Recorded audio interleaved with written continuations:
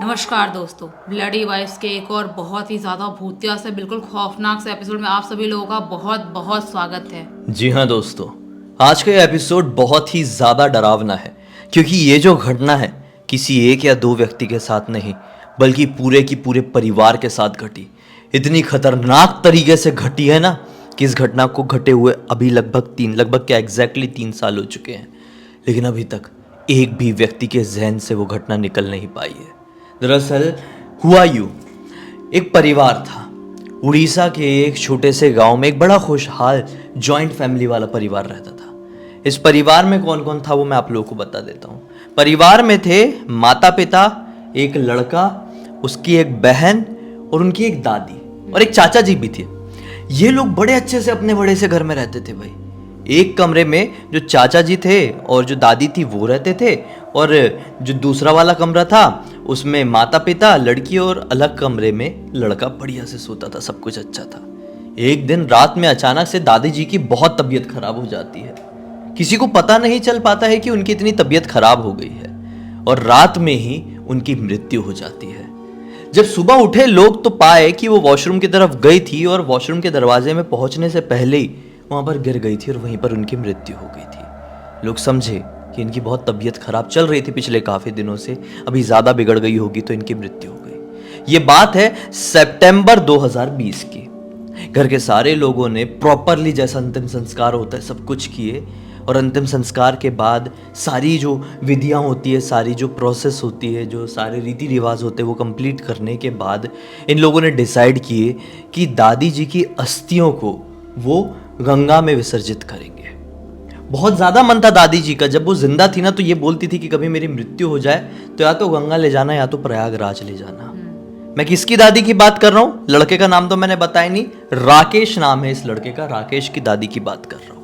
अब सभी लोगों ने डिसाइड किया कि भाई सब लोग जाएंगे अस्थियों का विसर्जन करने के लिए। तो राकेश के मम्मी पापा और चाचा ने राकेश के चाचा के 2 दोस्तों से बात किए कि आप लोग भी आ जाओ, साथ में चल लो। अपनी जो गाड़ी है वो 7 सीटर है, बड़ी गाड़ी है, तो सब लोग चलेंगे और प्रयागराज में विसर्जन करके आ जाएंगे। क्योंकि गाड़ी चलाते वो दोनों को भी आता था, तो ये डिस्टेंस बहुत लंबा था। जहाँ पर ये लोग रहते थे उड़ीसा में जिस गांव में, वहाँ से प्रयागराज की दूरी लगभग 900 किलोमीटर की थी। अच्छी खासी दूरी थी।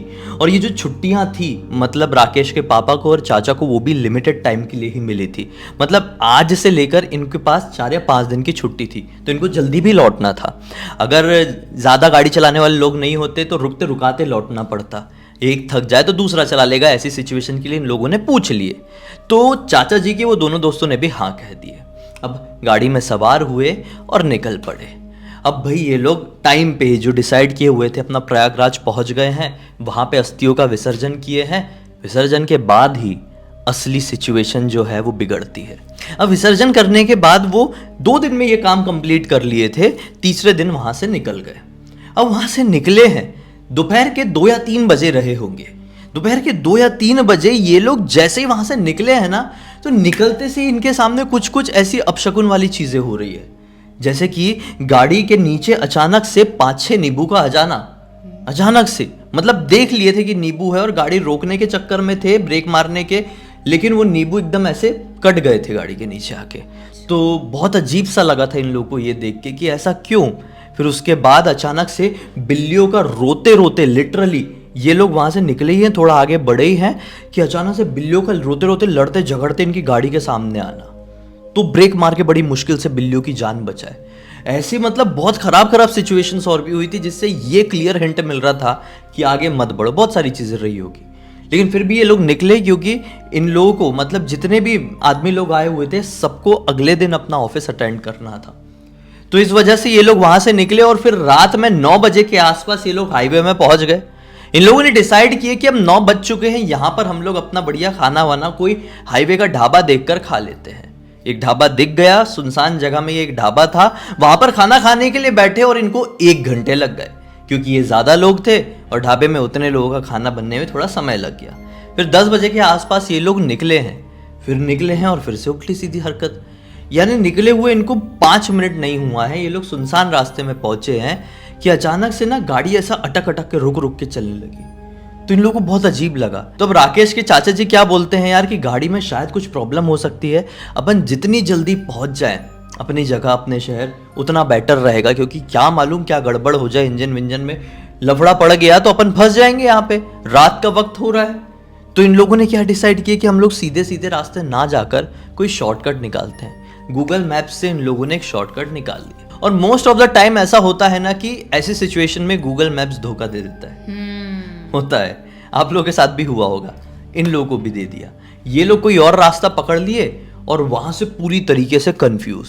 अब समझ में नहीं आ रहा है कि कहाँ से आगे बढ़े भाई, क्योंकि ये जो जगह है पूरा सुनसान ही है, एक हाईवे भी नहीं है और वो वन वे वाला रोड जो होता है ना वही बना हुआ है।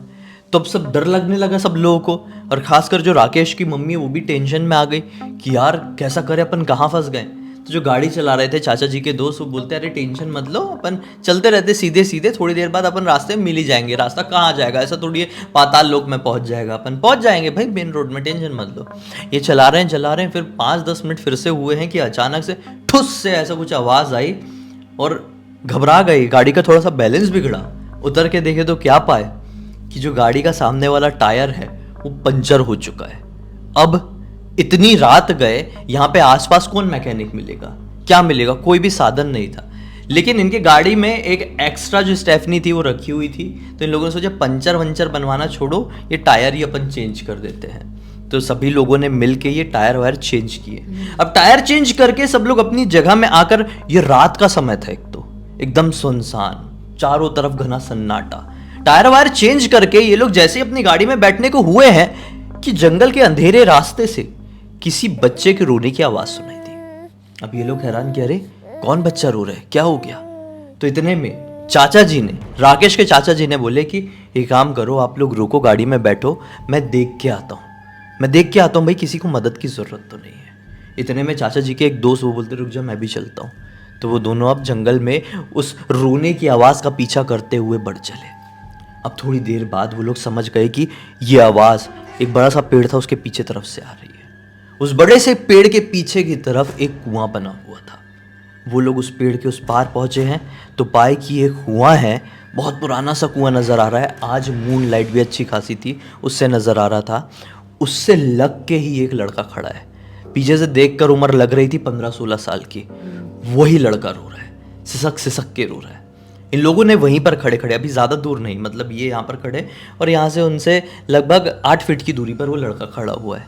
वहीं से बोल रहे बेटा क्या हो गया, ठीक तो हो, इतनी रात गए यहाँ पर क्यों रो रहे हो। मन में इन लोगों के भी ये सवाल आया कि इतनी रात गए एक बच्चा यहाँ पर कर क्या रहा है। ऐसी सुनसान जगह में तो हम इतने सारे लोग होने के बावजूद भी डर रहे थे, तो यहाँ पर क्या कर रहा है। तो चाचा जी के दोस्त ने बोले कि हो सकता है किसी मुसीबत में हो, इसका कोई गिर गया हो कुएं वुएं में। भाई गांव का लड़का लग रहा है, एक बार आगे बढ़ के देखते हैं, बहुत घबराया हुआ सा लग रहा है। ये दोनों आगे बढ़े, लड़के को आवाज़ लगा ही रहे लेकिन लड़का रिस्पॉन्स नहीं दे रहा है। उसे कंधे में हाथ रखे, लड़का जैसे ही पलटा, उस लड़के की शक्ल को देख के इनके मुंह से चीख निकल गई, क्योंकि इस लड़के की आंखें ही नहीं थी और जो आंखें वाला पार्ट था वहां से खून बह रहा था। और उसने बहुत जोर से इन्हें देखकर चिल्लाया। जितनी जोर से वो लड़का चिल्लाया उतनी जोर से ये दोनों चिल्लाए हैं और नॉन स्टॉप भागना शुरू किए। भागते भागते भागते गिरते पड़ाते ये लोग अपनी कार तक पहुंचे। अब इन लोगों को ऐसा भागता हुआ देखकर कार में जितने लोग बैठे हुए थे सब घबरा गए, बोले क्या हुआ क्या हुआ। इन लोगों ने कुछ नहीं बोले, तुरंत अपनी कार स्टार्ट किए, चाचा जी चलाने लगे अब, और इतनी तेज भगा रहे बहुत तेज भगा रहे हैं। और किस्मत से ये लोग कोई ऐसे पॉइंट पर आए जो कि जंगल को पीछे छोड़ चुका था। ये एक ऐसा इलाका था जहां से ट्रेन वेन क्रॉस होती थी, मतलब एक रेलवे फाटक वाला इलाका था। जंगल थोड़ा पीछे छूट गया था, ये आसपास खेत लगे हुए थे। लेकिन इतना खतरनाक तरीके से भगा रहे थे ना, डर के मारे कह लो या जो भी कह लो, दिमाग में क्या हो गया था क्या नहीं। ये रेलवे फाटक के पास पहुंचे ही हैं कि इनकी गाड़ी का बैलेंस बिगड़ गया। बैलेंस बिगड़ा, गाड़ी सीधे जाके एक पेड़ से टकराई है, मतलब पूरी ऐसी घुसनी गई है, एकदम टकरा के साइड से उसको मतलब गंदा वाला स्क्रैच मारते हुए निकली है, रोड से उतर गई थी। अब किस्मत से इन लोगों को कुछ हुआ नहीं, लेकिन ये होते हुए जो रेलवे फाटक का कर्मचारी था उसने देख लिया। वो दौड़ा दौड़ा इन लोगों के पास आया, बोले क्या हो गया, आप लोग ठीक तो है ना। तो इतने में चाचा जी बोल रहे वो वहां पे खड़ा है, देखो तुम लोगों को दिखाई नहीं दे रहा है। चाचा जी तो घबराए हुए थे, मतलब जैसी वो गाड़ी पेड़ से टकराते टकराते निकली है, चाचा जी उतनी देर के लिए ब्लैंक हो गए थे। लेकिन जैसे ही वो भागते भागते कर्मचारी आया तो अब चाचा जी बोल पड़े, देखो देखो वो खड़ा हुआ है, मुझे बुला रहा है, देखो तुम लोगों को दिखाई नहीं दे रहा है। चाचा जी बहुत ज़्यादा डरे हुए दिखाई दे रहे थे। सब लोगों ने शांत कराए, वो कर्मचारी ने भी मदद किया, पानी वानी पिलाया और फिर बोला कि क्या हो गया आप लोग, आप बड़े घबराए हुए से दिख रहे हैं, क्या हो गया बताइए। तो कर्मचारी थोड़ा ज़्यादा उम्र का भी था तो इन लोगों को थोड़ा संभाल रहा था। ऐसी सिचुएशन में जब ऐसी चोट नहीं आई हुई रहती है लेकिन ऐसी कोई दुर्घटना हुई रहती है ना, तो इंसान को मेंटल ठोस ज़्यादा पहुंचती है, इंसान घबरा बहुत जाता है। तो वो कर्मचारी थोड़ा नॉर्मल कर रहा था और इन लोगों से पूछा कि क्या हो गया, कहाँ से आ रहे हो भाई, इतने घबराए हुए क्यों लग रहे हो। तो फिर जो चाचा जी का दोस्त था उसने पूरा कांड बताया। चाचा जी तो एकदम ट्रांस में चले गए थे। अब ये सारी चीज सुनकर वो कर्मचारी क्या बताता है कि भाई आप लोगों ने क्या कर दिए, उस रास्ते में क्यों चले गए, सीधे सीधे आ गए होते। भाई जिस रास्ते की आप बात कर रहे हो, जिस जंगल की बात कर रहे हो, वहां पर आज से लगभग 4 साल पहले 2016 में एक लड़का था जो कि अपनी माँ के साथ एक गांव से दूसरे गांव की तरफ जा रहा था। वही जंगल में जो छोटे छोटे गांव, छोटी छोटी बस्तियां होती है, वही का कहीं रहने वाला रहा होगा। जा रहा था और अचानक से वो दोनों के ऊपर कुछ जंगली जानवरों ने हमला कर दिया और लिटरली उसकी माँ के साथ क्या हुआ, कहाँ गई, किसी को आज तक नहीं पता चला। लेकिन अगले दिन वो 15-16 साल का लड़का मृत अवस्था में एक कुएं के पास मिला। उसकी दोनों आंखें नहीं थी, मानो कि वो जानवर निकाल ले गए हो या पता नहीं उसके साथ क्या हुआ। लेकिन जब से उसकी मृत शरीर बरामद हुआ था, वहां से कोई भी गुजरता था, कोई भी, तो गुजरने वाले के साथ ऐसी छलावा होता था और उसकी देखने की शक्ति खो जाती थी, साथ ही साथ दिमागी संतुलन भी।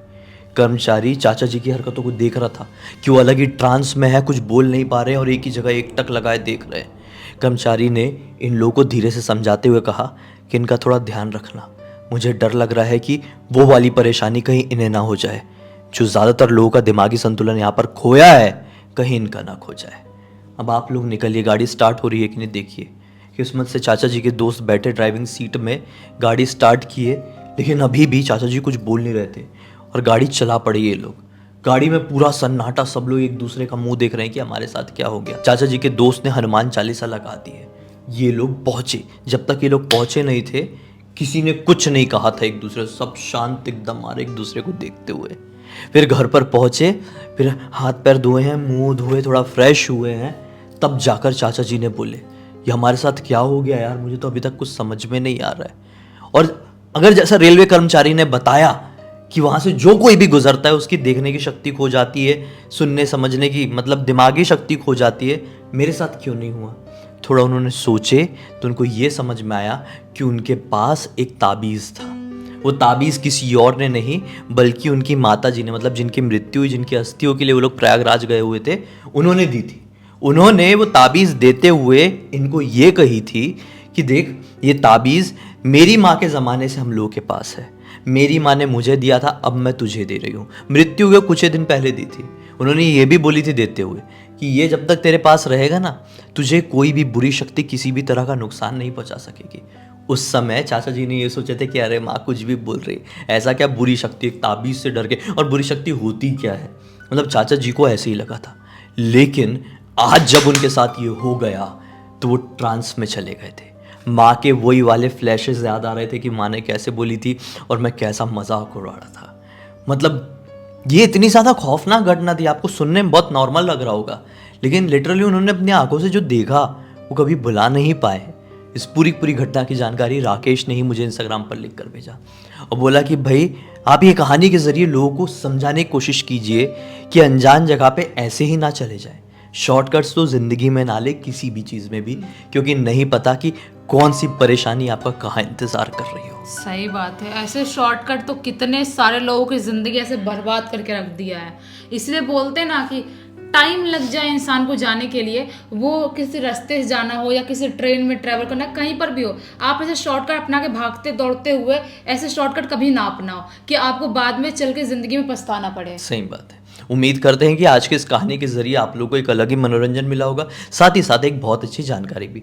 तो अब तक इस वीडियो को देख लिया है तो लाइक ज़रूर कर देना, चैनल को सब्सक्राइब करके बेल आइकन दबा के ऑल के ऑप्शन में क्लिक करना है, क्योंकि इसी तरह के हैरान कर देने वाले खौफनाक वीडियोस डेली आप लोगों के सामने लेके आते रहते हैं। इंस्टाग्राम की लिंक इस वीडियो के डिस्क्रिप्शन बॉक्स में मिल जाएगी, क्लिक करके डायरेक्टली वहाँ पर पहुँच जाना। और इसी तरह की कोई भी कहानी, टॉपिक या जानकारी आप लोग के पास भी है तो लिख भेजना, हो सकता है हमारा अगला वीडियो कल आप लोगों के हिसाब से ही बन रहा हो। तो चलिए कल फिर से मिलते हैं, तब तक के लिए बहुत बहुत धन्यवाद। आपका दिन शुभ हो।